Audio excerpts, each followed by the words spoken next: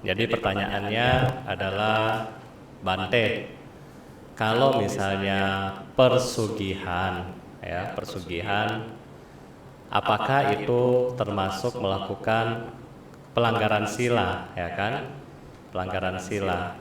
Tetapi kan persugihan ini kita tidak merugikan pihak yang lain. Nah, kalau melanggar sila, kira-kira sila kemana? Yang sila nomor berapa yang dilanggar, ya?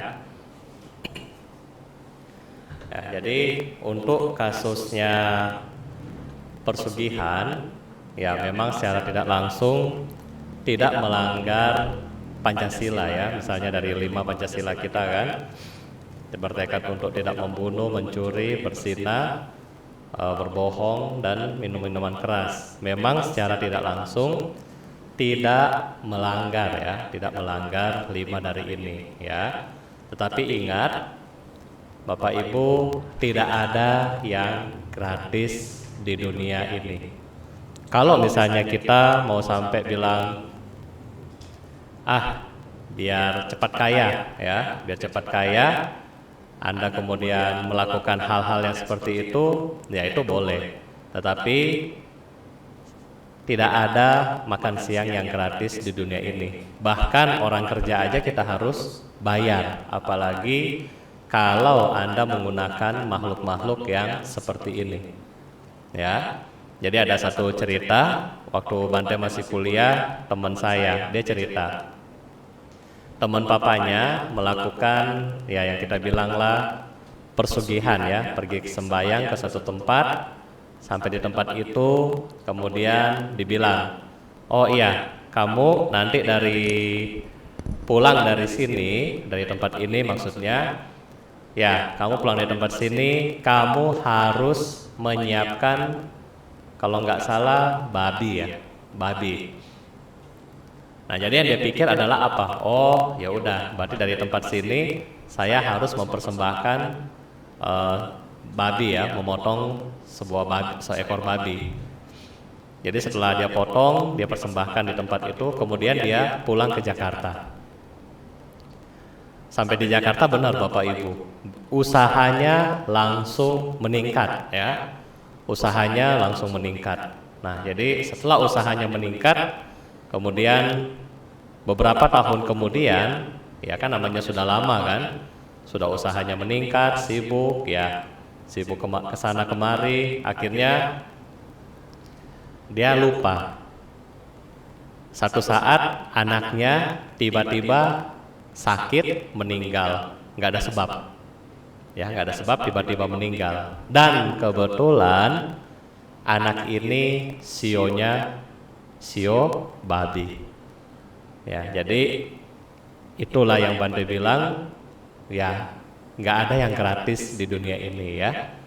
Kamu mengambil dari makhluk yang belum suci, meminta pertolongan dari mereka-mereka yang belum suci, otomatis ada konsekuensinya. Ketika kita alpa, kita lupa melakukan yang namanya persembahan kepada mereka, mereka akan marah kepada kita.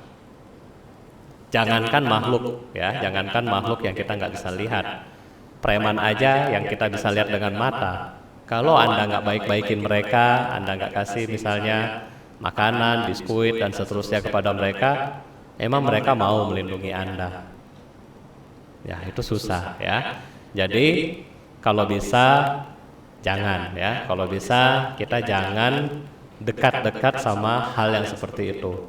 Kalaupun sudah terlanjur, ya, banyaklah Anda berbuat baik, usahakan tambahkan kebajikan kita sehingga kita bisa terhindar dari hal-hal yang tidak baik, efek dari perbuatan ini, ya.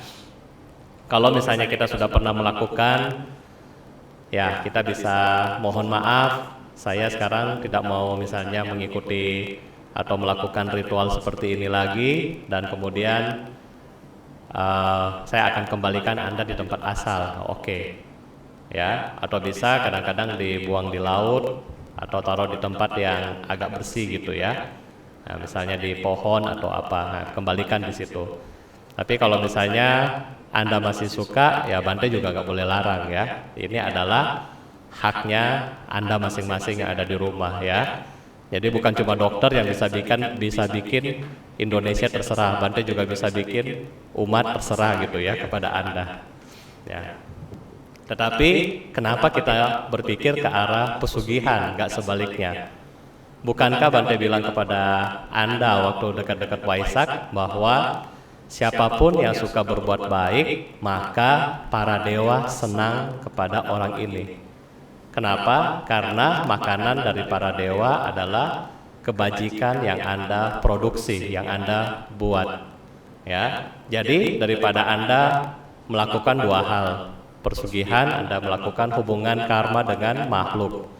Yang kedua, Anda mendapat kekayaan dari istilahnya pinjam karma dari si makhluk. Kenapa kita nggak balik pikiran kita?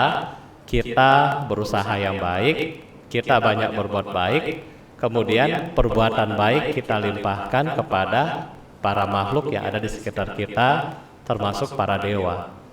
Ketika waktunya tiba, toh para dewa bisa membantu Anda dari hasil perbuatan baik sebelumnya. Anda juga bisa lebih bahagia dan Anda tidak terikat karma dari yang namanya makhluk-makhluk yang menderita, ya, makhluk-makhluk yang menderita. Karena Bapak Ibu, makhluk-makhluk yang mereka gunakan dalam hal-hal seperti ini biasanya adalah asura dan peta. Asura dan peta. Sekarang kita aja sebagai manusia nih, Anda misalnya punya kakak yang lebih kaya daripada Anda misalnya, atau adik yang lebih kaya daripada Anda. Ini masih sesama manusia, ini sesama saudara.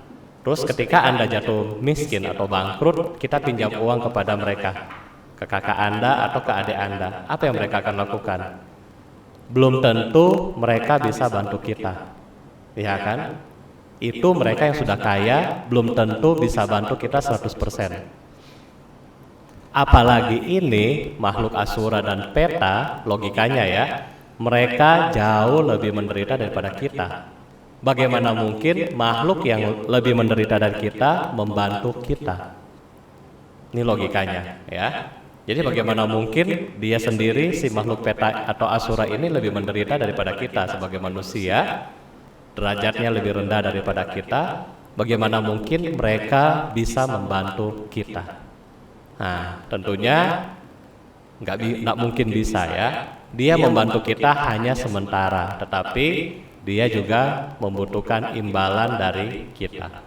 Oleh karena itu, tolong pikir 2-3 kali kalau Anda mau seperti itu.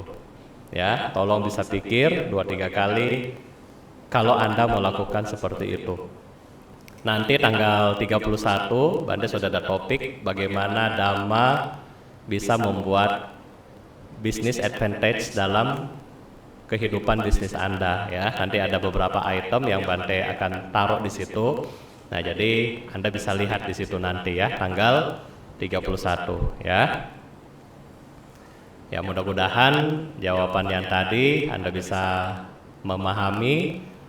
Dan kembali lagi, kalau Anda mau jalankan, boleh, terserah ya. Tetapi kalau Anda mengerti, ya hindari ya. Terima kasih.